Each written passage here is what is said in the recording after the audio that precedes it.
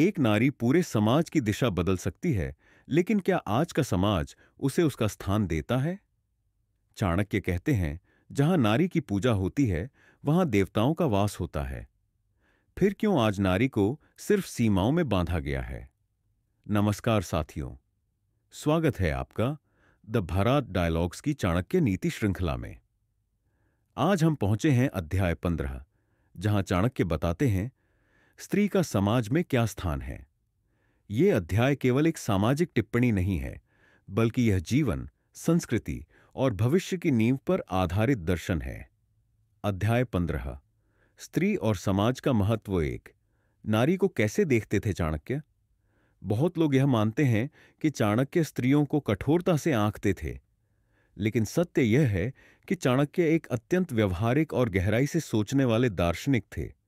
उन्होंने स्त्री को एक शक्ति, प्रेरणा और मर्यादा के रूप में देखा। यत्र नार्यस्तु पूज्यन्ते रमन्ते तत्र देवता। जहां स्त्रियों की पूजा होती है, वहां देवता निवास करते हैं।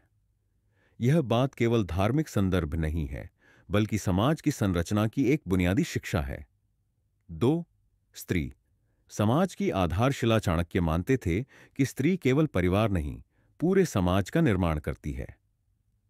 एक शिक्षित, संयमी और सम्मानित नारी एक अच्छे पुरुष का निर्माण करती है, एक सशक्त परिवार की नींव रखती है और पूरे राष्ट्र को संस्कार देती है। उदाहरण, चाणक्य ने चंद्रगुप्त मौर्य जैसे सम्राट को तैयार किया, लेकिन उन्होंने हमेशा नारी के महत्व को समझा। राजमहलों में महिलाएं केवल शोभा नहीं, रणनीति और नीति में भागीदार भी होती थीं। 3, नारी और उसकी मर्यादा। चाणक्य स्त्रियों की स्वतंत्रता के समर्थक थे, लेकिन साथ ही वे मर्यादा और चरित्र को सर्वोपरि मानते थे। स्त्रियों का आचरण ही परिवार की मर्यादा तय करता है। इसका अर्थ यह नहीं कि नारी पर बंदिशें लगानी चाहिए, बल्कि यह कि नारी को इतना सशक्त बनाना चाहिए कि वह स्वयं अपने आचरण की रक्षक बने। आज के संदर्भ में यह बात और भी महत्वपूर्ण है, जहां सोशल मीडिया, विज्ञापन और बाजारवाद ने स्त्री को केवल एक ब्रांड बना दिया है। 4, स्त्री शिक्षा पर चाणक्य का दृष्टिकोण। शिक्षित नारी ही सशक्त समाज की जननी है। चाणक्य मानते थे कि यदि स्त्री को शिक्षा दी जाए, तो एक नहीं बल्कि पूरे समाज की सोच बदली जा सकती है। आज के दौर में यह सिद्धांत और भी सटीक है। एक शिक्षित मां अपने बच्चों को संस्कार देती है, एक जागरूक बहन समाज में बदलाव ला सकती है, और एक आत्मनिर्भर पत्नी परिवार को आत्मविश्वास देती है। 5, स्त्री और राजनीति। चाणक्य स्त्री को राजनीति में भी महत्वपूर्ण मानते थे। उनकी नीति में यह वर्णित है कि रानी का प्रभाव केवल आभूषणों तक सीमित नहीं होता, वह निर्णय लेने की शक्ति रखती है।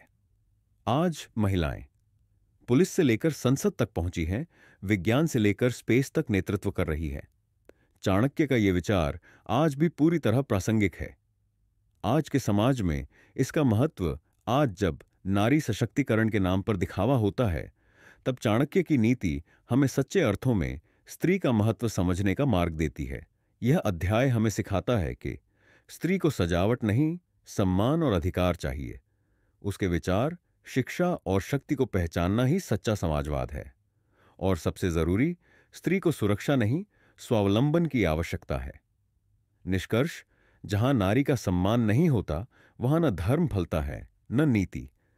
आज हर पुरुष को यह समझने की आवश्यकता है कि नारी को पीछे नहीं, साथ लेकर चलें। नारी को दया की नहीं, समानता की जरूरत है। और समाज तभी सशक्त बनेगा जब स्त्री को केवल उपभोक्ता नहीं, निर्माता और निर्णयकर्ता के रूप में देखा जाएगा।